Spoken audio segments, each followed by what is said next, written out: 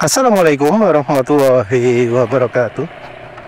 Jadi kali ini penulis ingin bahas soal video editing ya. Jadi video editing itu memang macam-macam sekali, sangat bervariasi sekali. Mulai dari yang bisa dilakukan di HP sampai yang harus butuh komputer dengan kemampuan yang tinggi. Jadi ada yang untuk video editingnya butuh Core i7 gitu ya. Ini karena memang untuk memproses video itu butuh kemampuan prosesor yang tinggi. Apalagi kalau videonya itu resolusi tinggi 1080p. Biasanya orang ngomong apa 1080p ya, 1080p. Kalau yang Indonesia 1080p. 1080p itu mengacu ke resolusi detail pixel vertikalnya. Kalau yang mode lain ya 4K. Buhang pada biro roto angel dia apa. Jadi ya sayangnya begitu ya. Untuk memproses video itu butuh kemampuan processing yang tinggi. Apalagi bila kemudian kita menggunakan standar kompresi yang menuntut kerja prosesor. Jadi contohnya ya kalau sekarang kita ini bisa memilih dua mode ya kalau kita merekam, entah lewat HP atau action cam, yaitu mode kompatibilitas atau EBG 4 atau H264 kalau nggak salah.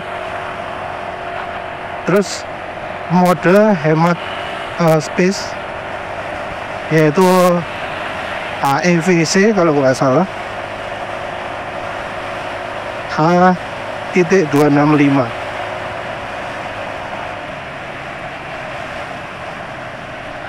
Keunggulan dari kompresi yang terakhir yang H.265 itu adalah bisa cukup menghemat ruang ya.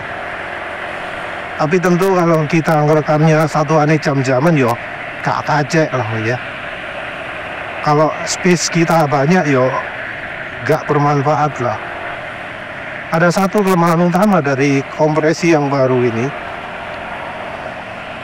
yaitu untuk mengkompresnya, untuk membuat videonya atau melihat videonya itu butuh waktu yang sangat tinggi, butuh waktu yang sangat banyak.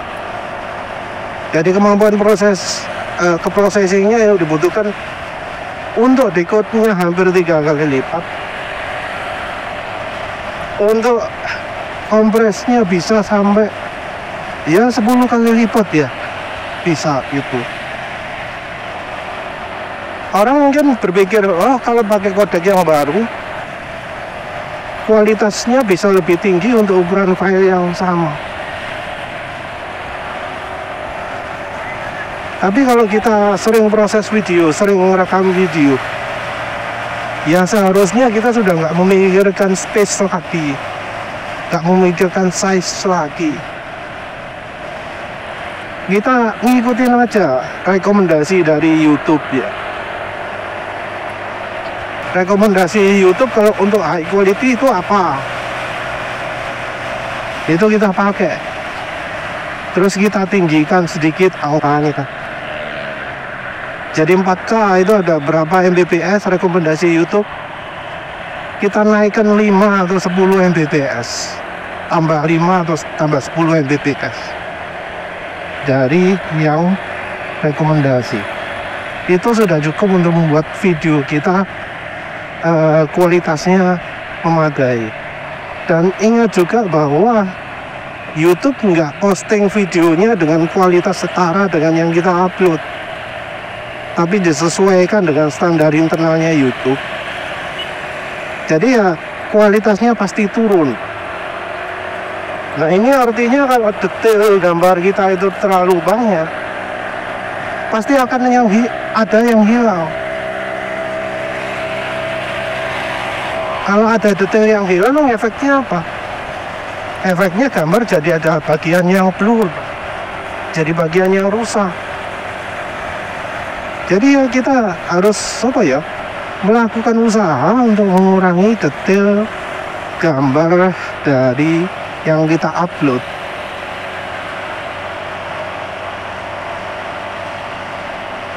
Jadi itu ya perdagangannya ya. Nah, untuk mengurangi processing power ini, penulis ya akhirnya memilih menggunakan standar yang cepat, yang kencang processingnya, ataupun rekamnya, ataupun kompresnya, yaitu standar MPEG 4. MPEG 4 kalau dimanapun ya, di HP, di software codecnya, penulis pakai MPEG 4. MPEG 4 atau H264 ya. Jadinya bagaimana? Jadinya untuk misalnya kompresi ya, dari satu format ke format yang lain dengan ya perbaikan gambar, pengurangan detail,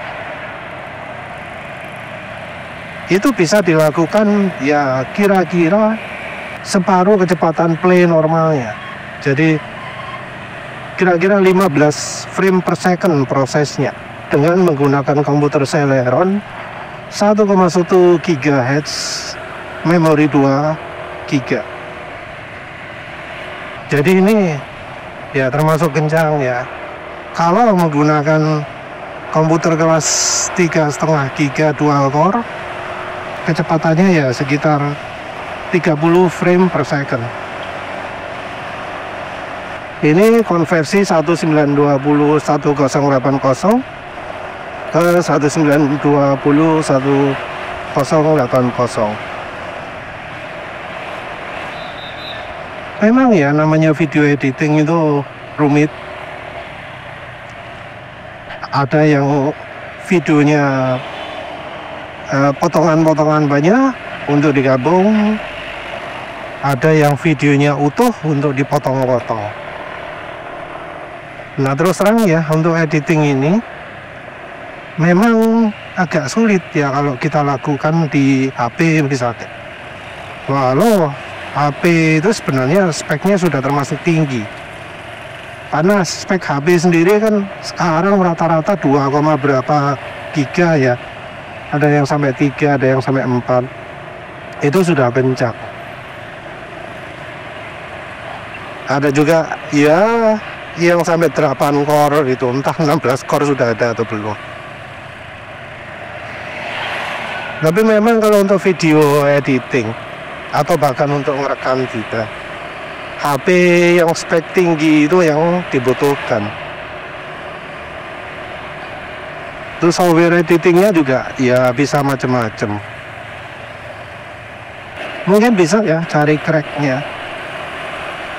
Tapi ya sebenarnya kalau lihat dari investasi, ya beli pun ya nggak rugi karena ya bakal dipakai terus.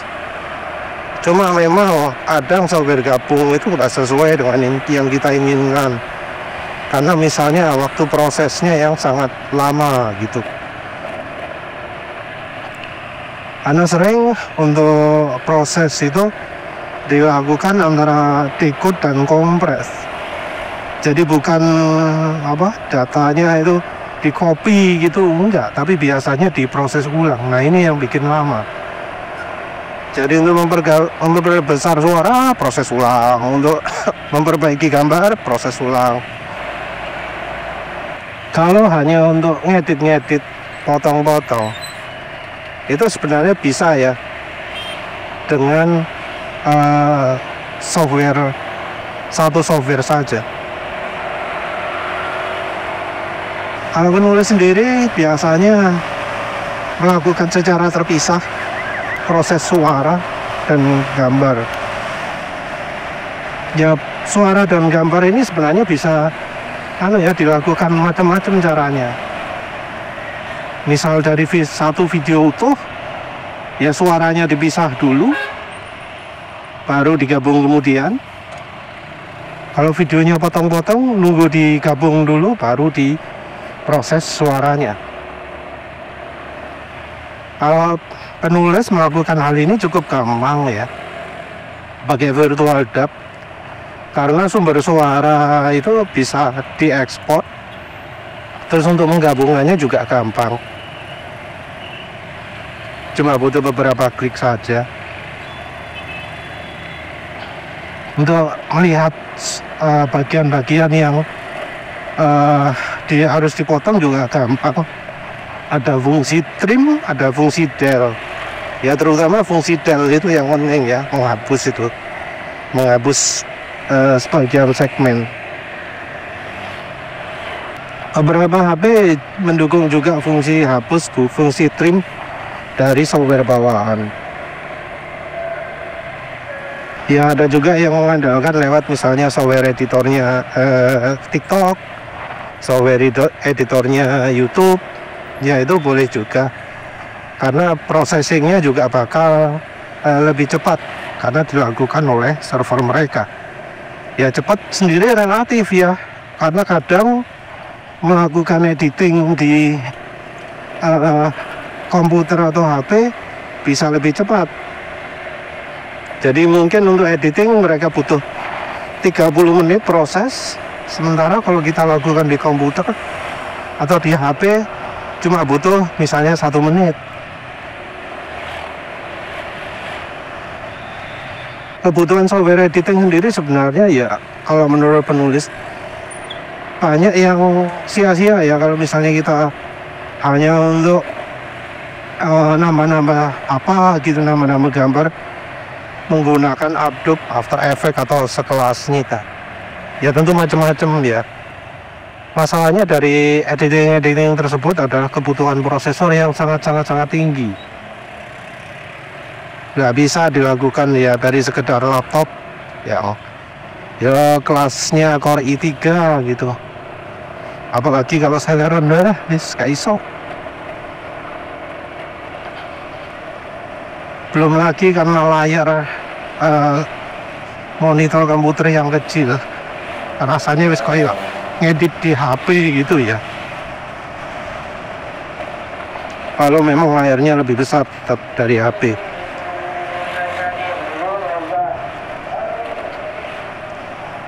Ya bisa sih laptop dipasangi monitor tambahan, pakai TV, jadi pakai resolusi 32 inci. Tapi tetap software yang seperti itu menurut penulis terlalu berlebihan ya untuk sebuah video editing. Kita ini sebenarnya nggak perlu ya sampai menunjukkan sesuatu gitu ya. Oh, ada caption bisa bergerak sesuai dengan objeknya gitu. Nggak perlu sampai secanggih itu. Kita bisa tunjukkan yang lewat apa, misalnya tanda panah atau apa, lewat gambar diam yang kemudian kita proses sehingga bisa digabung dengan videonya itu. Kalau memang output yang kita pakai, video yang kita proses itu formatnya sama, untuk menggabung kita bisa lakukan dalam hitungan detik atau menit dengan menggunakan metode penggabung yang lossless ya.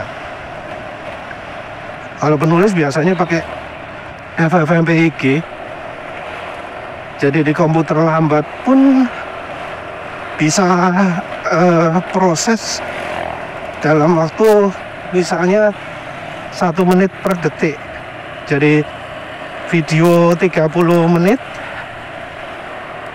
itu akan selesai digabung dalam waktu 30 detik. Ini dengan ukuran yang besar.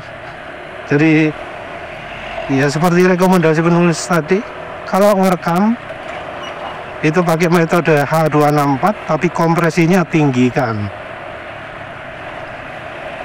Karena ya kita jangan mementingkan space lagi.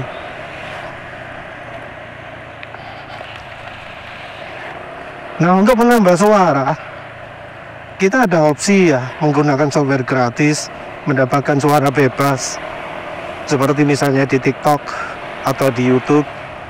Dan tentu perizinan suara di TikTok dengan di YouTube itu beda. Jadi kadang kita bisa kena copyright strike yang mengurangi monetisasi, mengurangi pemasukan kita. Nah itu repot ya. Jadi kalau suaranya YouTube ya kita pakai di YouTube, suaranya TikTok ya kita pakainya di TikTok. Nggak bisa cross. Kalau yang lebih general itu ya yang misalnya bawaan HP. Jadi bawaan HP itu ada misalnya HP Oppo.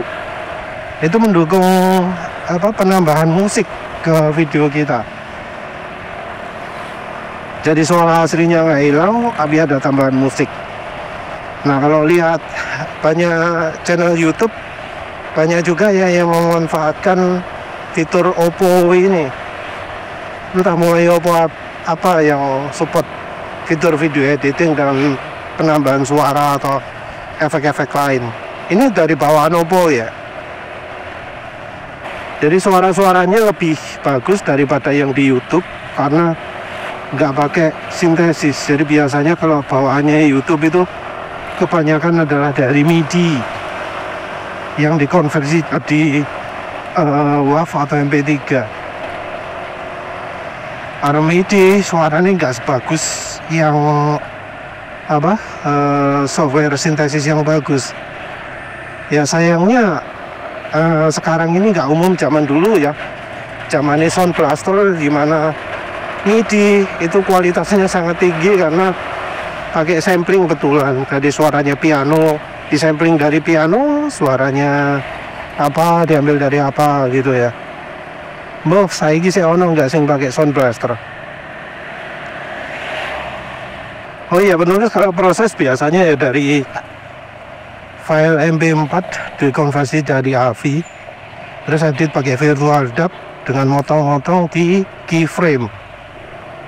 Karena kalau format AVI nggak lepas keyframe, suara bisa nggak sinkron dengan gambarnya. Kalau format MP4 lebih bebas motong-motongnya ya, karena ya data waktunya untuk suara dan gambar ada sendiri. Terima kasih sudah menonton. Assalamualaikum warahmatullahi wabarakatuh.